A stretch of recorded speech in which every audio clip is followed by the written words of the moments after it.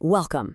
Today, we are diving headfirst into one of Bob Dylan's most famous fever dreams, his 1965 masterpiece, Ballad of a Thin Man. It's a trip into a world that just completely defies logic, a world filled with bizarre characters, and it's all haunted by this one single accusatory question that honestly still rings true today. And right at the heart of this whole thing is one central mysterious figure, Mr. Jones. I mean, the entire song is basically an interrogation of him and of the world he represents. So let's do this. Let's unpack his story, lyric by lyric. So the song just drops us right into the shoes of our protagonist. And you see that subtitle? Pencil in your hand. That tells you everything you need to know, right? He's an outsider, an observer. You're thinking maybe a journalist or some kind of academic. He's there to take notes, to understand, to file it all away neatly. But the world he just walked into is not going to be that easy to explain. And right away, his entire framework just crumbles. He is completely, totally disoriented, seeing things he has no way of processing. You can almost feel his panic building. His usual tools, his analysis, his intellect, they're useless here. And he's already stressing about how he's going to explain any of this when he gets back home. He's got nothing. And then, bam, the hammer blow. This iconic chorus, it's not just a statement, it's a full-on accusation. This is the central theme of the song, a taunt that's going to follow Mr. Jones through this whole ordeal, just constantly reminding him of his profound ignorance in this strange new world. Okay, so his confusion is established. Now the song starts throwing a series of increasingly bizarre characters at him. And these aren't just, strange things to look at and write about. No, these are direct personal confrontations, and they seem designed to completely dismantle his sense of who he even is. First up, he runs into the geek. Now, back in the day in the circus world, this was a sideshow performer, a total outcast. But in this room, the roles are about to get flipped in a really powerful way. And here it is, this brilliant flip. The geek, the person who was supposed to be the freak, he turns that label right back on Mr. Jones. The observer has suddenly become the observed. In his attempt to analyze this world, he has become the main attraction. And of course, the chorus just drives that point home.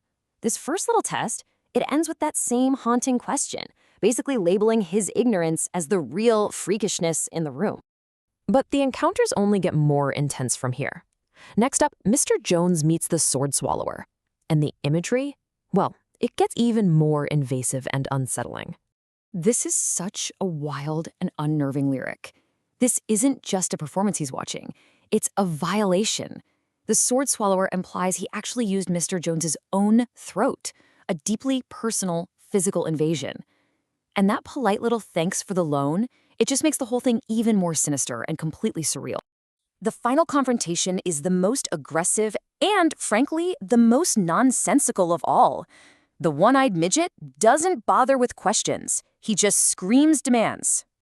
I mean, this is the absolute peak of the absurdity. The demand is impossible, the insult is bizarre, and the threat is a clear ultimatum. Either you participate in our nonsensical reality, or you get out. Mr. Jones isn't just confused anymore. He is being actively, hostilely rejected. And that chorus comes back to deliver the final verdict on this whole sequence. He's been labeled a freak, he's been violated, and he's been assaulted. And in the end, he has failed every single test thrown at him. So why? Why is Mr. Jones failing so spectacularly? Well, the next verse gives us the answer. It lays out his background, and it shows us exactly why his entire worldview is completely useless here. His conventional knowledge, it just has no power in this place. I mean, just look at this resume Dylan gives him. The guy is educated, he's connected, he's very well read, he hangs out with professors and great lawyers, he's read all of F. Scott Fitzgerald. By every single standard of his own world, this is a man who should understand things. And this right here is the song's masterstroke. Dylan lists all these credentials, a whole lifetime of learning, only to immediately slam it with the chorus. And the point is just devastatingly clear. None of it matters. His books, his contacts, his theories, they are all completely worthless in the face of what's really happening here. Now, the song doesn't just leave Mr. Jones stewing in his confusion. Oh no. It delivers a final, crushing verdict on him. And then it kind of steps back to show us how this strange ballad has echoed for over half a century. This is the final judgment. He's not just a confused guest anymore, he's a trespasser. He is so out of touch, so disruptive to this new reality that he should be legally barred from even coming around.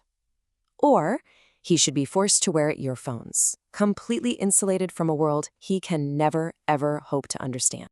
But the story of Mr. Jones didn't just end in 1965, not by a long shot.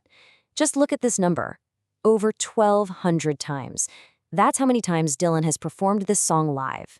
This isn't some deep cut, folks. It's one of the most resilient anthems in his entire catalog, which tells you just how much this theme still resonates with him and with us. And this timeline really shows its incredible journey, from its very first performance back in 1965 to showing up on iconic live albums in the 70s and 90s, all the way to being played as recently as 2024. The question that Dylan posed to Mr. Jones nearly 60 years ago is one he's clearly still asking on stage today. Which brings us right back to where we started. The song strips away all the context, the music, the surreal characters, and it just leaves us with 4 words. A question that was aimed at some fictional guy in 1965, but one that challenges every single one of us who tries to make sense of a world that is constantly changing around us. The question isn't just for him, it's for us. Do you